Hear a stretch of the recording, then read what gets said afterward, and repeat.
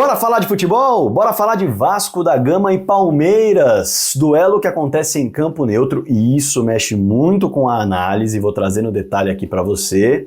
Um confronto que promete quebrar recorde de público no Campeonato Brasileiro, mais de 59 mil ingressos vendidos, espetacular.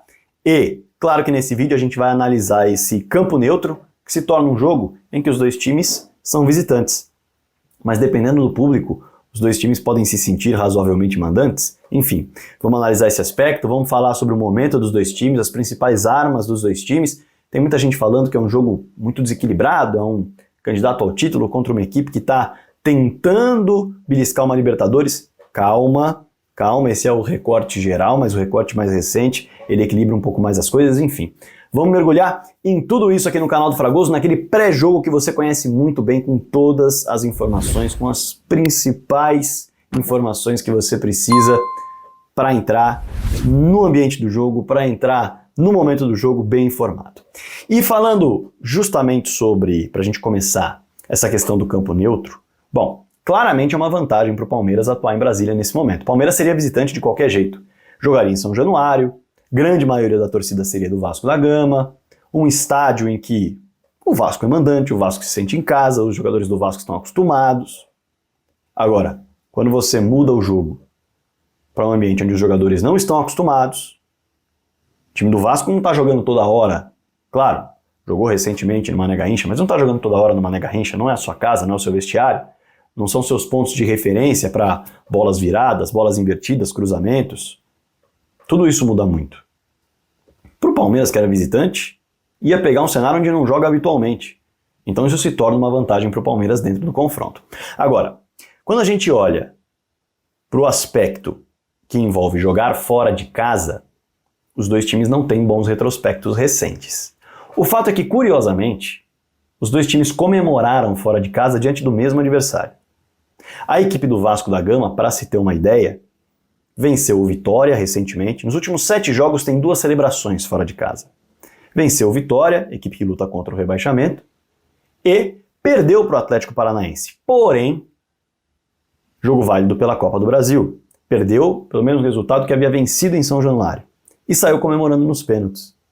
E aí vem a curiosidade, né? Mas a gente pode colocar aí no todo, né? Em 7 jogos, uma só vitória, fora de casa para valer.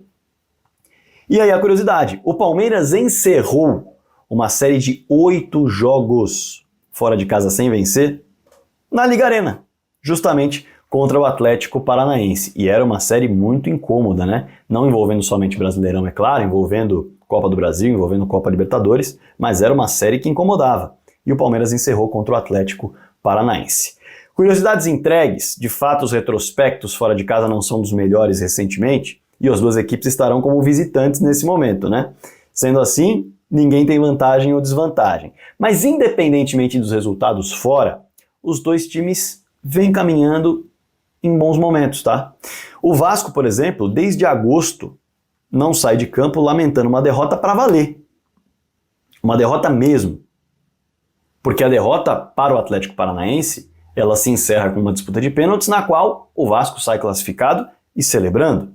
Agora, desde o fim de julho, quando o Vasco perdeu para o Galo e também para o Tricolor Gaúcho, para o Grêmio, foram 5 vitórias, 4 empates e a derrota de Curitiba. Então, a fase é muito boa. E aí, quando você olha para o Palmeiras, ele vem depois das eliminações que foram realmente marcantes, machucaram o torcedor, machucaram o time, a equipe rapidamente virou a chave, são 3 vitórias em que o time se encontrou, passou a jogar melhor, ganhou confiança, diminuiu a distância para os líderes do Brasileirão. Então os dois times vivem momentos de confiança. E isso é bem interessante para um confronto com esse cenário de campo neutro. Equilibra bastante as coisas. Mas ainda não é o ponto que eu vou mergulhar em relação ao equilíbrio, tá? Antes de mergulhar em relação ao equilíbrio, eu acho que vale mostrar as armas das duas equipes. Porque o Vasco, por exemplo, é um time que se sente muito mais confortável num jogo reativo. O Vasco é uma equipe que não se importa em não ter a bola. Até porque é um time que, para construir com a bola, ele não tem, por exemplo, o artifício do drible. Não é muito a do David, por exemplo. Então, nisso de construir constrói muitas vezes com cruzamentos. O Vasco, para você ter uma ideia, é o time que menos dribla no Campeonato Brasileiro, tá? Só para você ter uma ideia. Então, é uma equipe de muitos cruzamentos, até por conta da arma ofensiva que tem, que é o Verratti, um dos melhores cabeceadores do futebol brasileiro. Esse duelo, inclusive, é bem curioso, porque coloca frente a frente os dois melhores cabeceadores do futebol brasileiro, Flaco Lopes e Verratti. São os dois atacantes com mais gols de cabeça no ano. Então, certamente é um duelo bem interessante nesse sentido. E a equipe do Vasco não tem só a bola aérea, né? Mas, como eu disse, Verratti, segundo melhor cabeceador do futebol brasileiro. Excelente arma nesse sentido, já resolveu muito jogo para o Vasco. Justamente uma bola aérea. Ele não é só isso, mas tem isso como grande arma e por isso o Vasco é um dos times que mais cruza no Campeonato Brasileiro. E cruza bem principalmente com o Lucas Piton pela esquerda. Outro jogador para ficar de olho. Uma jogada que sai muito pelo Vasco é justamente o Piton buscando a linha de fundo, quase como um ponta para cruzar, ou até mesmo em jogadas que vêm da direita e são invertidas para o Piton, quem sabe finalizar. Não à toa, o Lucas Piton, formado na base do Corinthians, nessa temporada tem 6 gols e 7 assistências. É uma arma ofensiva de primeira qualidade. Mas não se resume a isso. Existe um cara que não joga com tanta frequência, só tem 28 jogos no ano, mas todo mundo que acompanha pelo menos um pouco dele sabe do tamanho da qualidade que ele tem ao cruzar, ao bater faltas, ao bater na bola. Seja lá rolando ou parada, que é o Dimitri Payet. Com um passe ele pode resolver um jogo. Se ele estiver à disposição, é muito perigoso, tem que encurtar espaço. É um jogador que, para você ter uma ideia, em 28 jogos no ano tem 9 assistências e 2 gols marcados.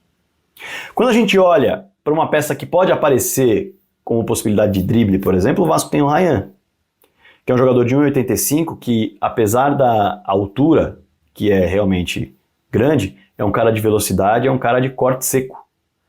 E é um cara que finaliza de maneira muito forte. Inclusive tem sido destaque, sempre foi destaque nas seleções de base. Está sendo monitorado por clubes da Europa, muito jovem, multa de 80 milhões de euros. É uma joia do futebol brasileiro, o Ryan. Embora tenha se perdido ali, sido expulso contra o Atlético, enfim, acontece. Mas é um moleque muito bom de bola. E que pode dar uma dinâmica diferente nesse Vasco da Gama, se necessário for. Assim como o Emerson Rodrigues, por exemplo, é um cara que vai tentar buscar um pouco mais de drible, mas não se firmou ainda, está começando a jogar, o Jean David é a mesma coisa, começando a entrar, tem só 3 jogos. Mas é fato que o Vasco tem essas armas como as suas principais armas. E uma grande dúvida que é o Felipe Coutinho, né? O Felipe Coutinho ainda é uma grande dúvida, jogou muito pouco, está se recuperando de uma lesão, ou melhor, se recuperou de uma lesão na coxa, entrou contra o Flamengo, fez o gol de empate de cabeça, terceiro gol de cabeça na carreira do Coutinho. Então, assim, não é nem o habitual dele, né? É um jogador muito mais de facão, de finalização de média distância, mas é uma arma perigosíssima se estiver bem fisicamente. Não há dúvidas da parte técnica do Coutinho, ninguém duvida. Mas fisicamente está em condições de colocar essa parte técnica em prática? Essa é uma dúvida que a gente não tem, por isso ele é uma incógnita, assim como o Payet muitas vezes é uma incógnita em relação à sua parte física, mas ninguém duvida da parte técnica. E também por isso o Vasco se apoia muito num jogo de cruzamentos, com o Piton principalmente e com o Verratti. Piton avança muito mais do que o Paulo Henrique, por exemplo, que tem atuado pela lateral direita do campo. O Pumito às vezes até entra, né? O Pumita Rodrigues às vezes até entra também, jogador muito mais ofensivo, mas o Paulo Henrique é que tem sido o cara desse lado. E o ponto fraco em relação ao Vasco da Gama tem muito a ver com a sua base defensiva. Tem muito a ver com Maicon e Léo. Esforça e Hugo Moura até encaixaram, né? A gente vai lembrar aqui, o Vasco sofreu muito em relação ao meio-campo, na época do Álvaro Pacheco, o Rafael Paiva conseguiu dar uma dinâmica melhor, chegou a colocar 3 volantes no meio-campo para travar um pouco mais os espaços que apareciam de maneira absolutamente convidativas aos adversários. E no fim das contas, isso se encaixou um pouco melhor. Mas ainda assim, Maicon e Léo são jogadores que, se colocados à prova na velocidade, por exemplo, eles não costumam se sair bem. Eles costumam se atrapalhar. E acaba sendo um ponto fraco da equipe do Vasco da Gama. Já o Palmeiras vive uma dúvida em relação à sua escalação, né? Claramente. O Palmeiras não terá Caio Paulista pelo lado esquerdo por conta de uma expulsão e não terá o Estevão por conta de uma lesão. O craque do campeonato, na minha concepção, não estará à disposição e isso é uma vantagem enorme, gigantesca para a equipe do Vasco da Gama no sentido de não precisar lidar com o Estevão. E se tornou um grande problema para o Abel, né? Não há dúvidas. Porque, como eu disse, o Palmeiras se achou nos últimos jogos com um triângulo pelo lado esquerdo de criatividade, Maurício, Felipe Anderson e Caio Paulista, perde o Caio, que não é a peça mais importante daquele lado. O Maurício e o Felipe têm dividido o protagonismo.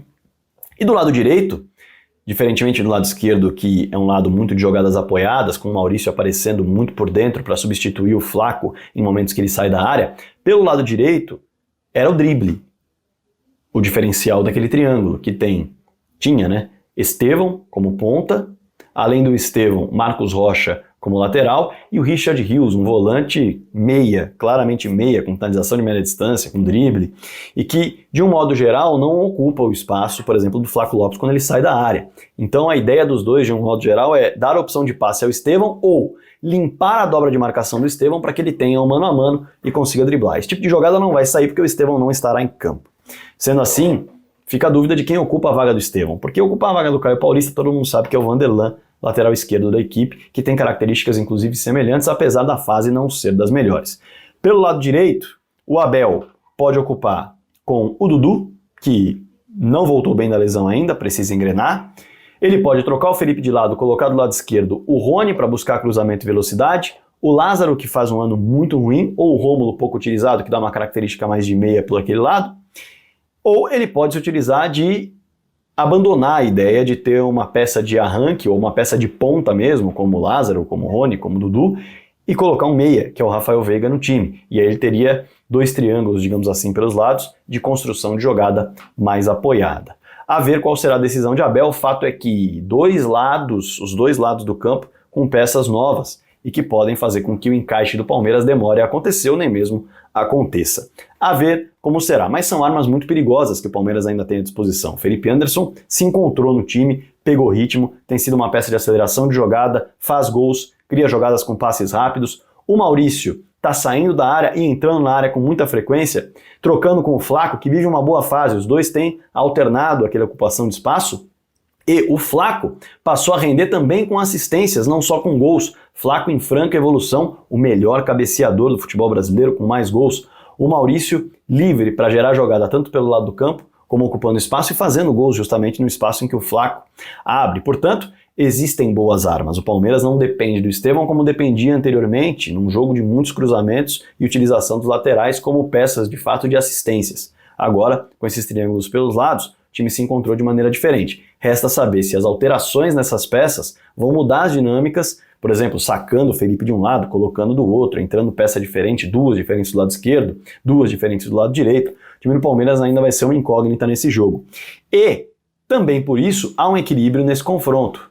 Não só por isso, mas como eu disse no começo do vídeo, embora um esteja na segunda colocação, na abertura da rodada, e o outro na nona colocação na abertura da rodada, quando a gente olha para o retorno, a gente está falando de um Vasco da Gama que fez 12 pontos e um Palmeiras que fez 14. Ou seja, aproveitamentos muito próximos. Num ambiente neutro para as duas equipes, ambas atuando como visitantes, um ambiente muito inflamado, com duas torcidas que cantam bastante, que dividirão o estádio. Então não há dúvidas de que é um jogo muito aberto, esse Palmeiras e Vasco, Vasco e Palmeiras, que acontecerá numa Mané Garrincha em Brasília, muito provavelmente, com quebra de recorde de público. Claro que eu quero a sua expectativa para o jogo, depois de todas essas informações que eu trouxe para você. E aí, o que você está esperando desse confronto? Palmeiras, que é um time com mais posse de bola, o Vasco, que é um time mais reativo, quem vai explorar melhor as suas armas, que eu trouxe aqui, várias armas, quem vai sentir menos os desfalques ou até o ambiente, já o retrospecto fora de casa prejudica, quem vai sentir menos a ausência do ambiente de casa. Enfim, fique super à vontade para colocar seu comentário aqui embaixo. Inscreva-se no canal. Aliás, eu não me apresentei no começo do vídeo, me apresento agora. Meu nome é Rodrigo Fragoso, eu sou setorista do Palmeiras na TNT Sports e produzo análises em vídeo sobre o clube nas minhas redes sociais. Então, quero chegar nos 100 mil logo? Se inscreve no canal aqui, me dá essa moral, ativa o sininho também. Todo dia às 7 da manhã uma análise relevante sobre a Sociedade Esportiva Palmeiras. Além de ativar o sininho, clica no like e clica no hype, é muito importante para o meu trabalho por aqui. Combinado? Espalhe o vídeo para todo mundo, comenta aí embaixo. Bora falar de futebol?